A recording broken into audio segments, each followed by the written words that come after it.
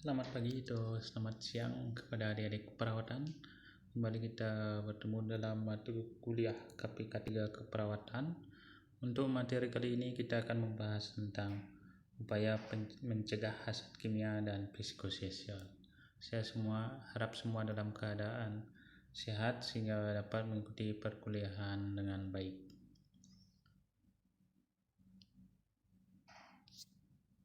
Upaya mencegah hasad kimia.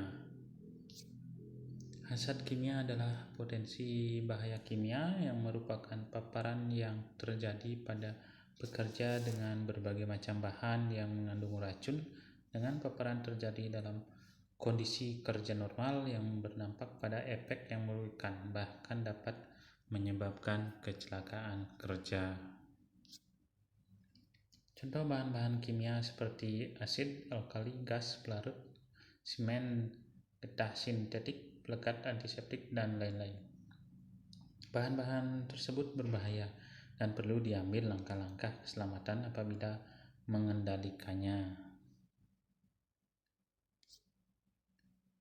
Pengendalian yang harus dilakukan adalah dengan mengidentifikasi bahan-bahan B3, bahan berbahaya dan beracun, pelabelan standar, penyimpanan standar, penyiapan MSDS (Material Safety Data Sheet) atau lembar data keselamatan bahan, penyiapan P3K serta pelatihan teknis bagi petugas pengelola B3. Selain itu, pembuangan limbah B3 cair harus dipastikan melalui saluran air kotor yang akan masuk ke instalasi pengolahan air limbah atau IPAL. Itu contohnya, mungkin adik-adik bisa lihat di sini kalau dekat di puskesmas ada atau di klinik kampusnya. Hasad kimia berpotensi menimbulkan gangguan kesehatan yang sangat luas, dari yang ringan seperti bersin-bersin, kulit gatal, sampai yang berat seperti kelainan organ hati dan saraf, gagal ginjal atau cacat fungsi paru. Hal tersebut sangat berisiko terhadap kesehatan sang pekerja dan orang yang berada di sekitarnya. Berikut bahan kimia yang digunakan dalam proses produksi. Yang pertama ada desinfektan, yaitu bahan yang digunakan untuk dekontaminasi lingkungan dan peralatan di rumah sakit seperti mengepel lantai, desinfeksi peralatan dan permukaan peralatan dan ruangan, dan yang lain. Yang kedua ada antiseptik, yaitu bahan-bahan yang digunakan untuk cuci tangan dan mencuci permukaan kulit pasien seperti alkohol, iodin fulvidon, dan yang lain. Ketiga ada deterjen, yaitu bahan yang digunakan untuk mencuci linen dan peralatan lainnya. Yang keempat ada reagen, yaitu zat atau bahan yang dipergunakan untuk melakukan pemeriksaan laboratorium klinik dan patologi anatomi. Kelima ada obat-obatan sitotoksik, yaitu obat-obatan yang digunakan untuk pengobatan pasien. Keenam ada gas medis, yaitu gas yang dipergunakan untuk pengobatan dan bahan penunjang pengobatan pasien seperti oksigen, karbon dioksida, nitrogen, nitric oxide, nitrous oxide, dan yang lain.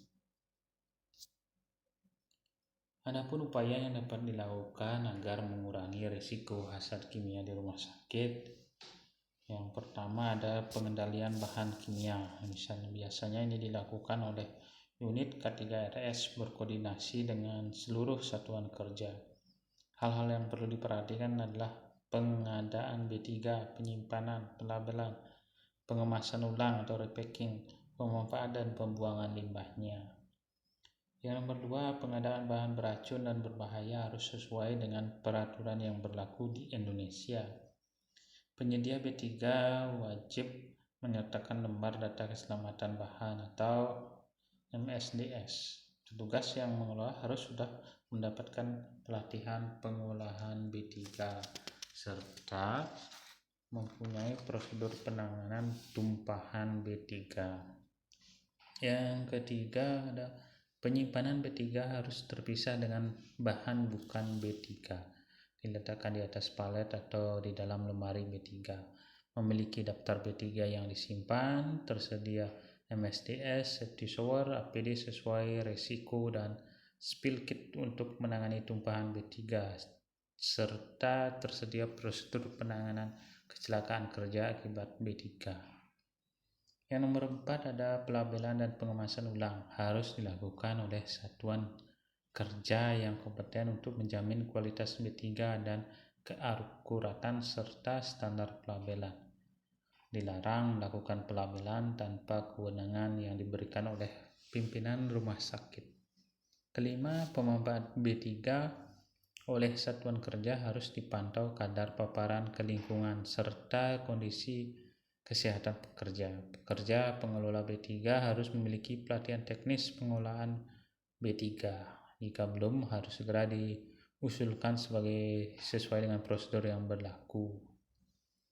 Yang nomor 6, pembuangan limbah B3 cair harus dipastikan melalui saluran air kotor yang akan masuk ke IPAL.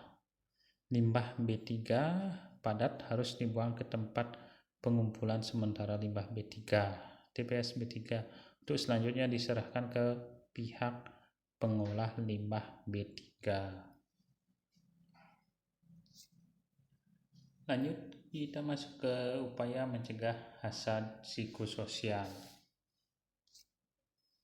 Bahaya psikososial kerja dapat didefinisikan sebagai aspek-aspek dari desain kerja, organisasi kerja, dan manajemen kerja, serta segala aspek yang berhubungan dengan lingkungan sosial kerja yang berpotensi dapat menyebabkan gangguan pada psikososial dan fisiologi kerja. Hasad psikososial masih sangat banyak dialami oleh perawat atau institusi kesehatan yang menyediakan lapangan pekerjaan baik klinik, puskesmas maupun rumah sakit harus melakukan berbagai cara untuk mencegah hal tersebut. Hal yang dapat dilakukan institusi kesehatan untuk mencegah hal tersebut, yang pertama ada pola gilir kerja. Sehubungan dengan shift kerja, penelitian menunjukkan bahwa kerja shift merupakan sumber utama dari stres bagi para pekerja. Para pekerja shift lebih sering mengeluh tentang kelelahan dan gangguan perut daripada pekerja pagi atau siang. Dan dampak dari kerja shift terhadap kebiasaan makan yang mungkin menyebabkan gangguan perut. Nah, di sini ada pengaruh terhadap emosional dan biologikal karena gangguan ritme circadian dari tidur atau daur keadaan bangun, work cycle, pola suhu, dan ritme pengeluaran adrenalin. Nah, di sini menurut salah satu ahli, para pekerja yang biasa bekerja shift lama-kelamaan akan merasa berkurang stresnya secara fisik. Namun perlu active to go state. Diingat bahwa ada pekerjaan shift di mana tidak dapat timbul kebiasaan ini, yaitu para pekerja yang lepas pantai yang bekerja selama 12 jam bergantian. Untuk memperbaiki shift diharapkan dapat menghindari hasad psikososial pada perawat. Yang kedua, asuhan keperawatan yang berkualitas. Asuhan keperawatan yang berkualitas yang diberikan oleh perawat perlu dilindungi oleh Undang-Undang RI Nomor 36 Tahun 2009 tentang Kesehatan. Pasal 114 menyebutkan bahwa upaya kesehatan kerja ditujukan untuk melindungi pekerja agar hidup sehat dan terbebas dari gangguan kesehatan.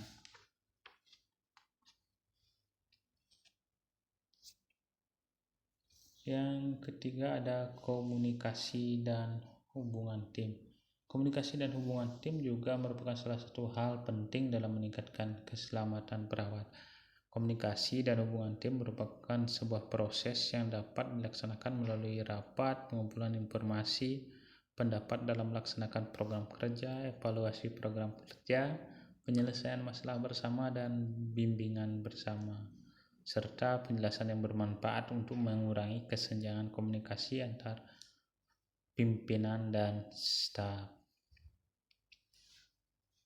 Selanjutnya ada pelatihan bagi perawat. Pelatihan bagi perawat merupakan salah satu kebutuhan yang penting untuk meningkatkan perilaku perawat dalam menjaga keselamatan diri. Pelatihan keselamatan diri secara berkala perlu dilakukan agar pengetahuan perawat berkembang terus-menerus sesuai dengan perkembangan ilmu dan teknologi.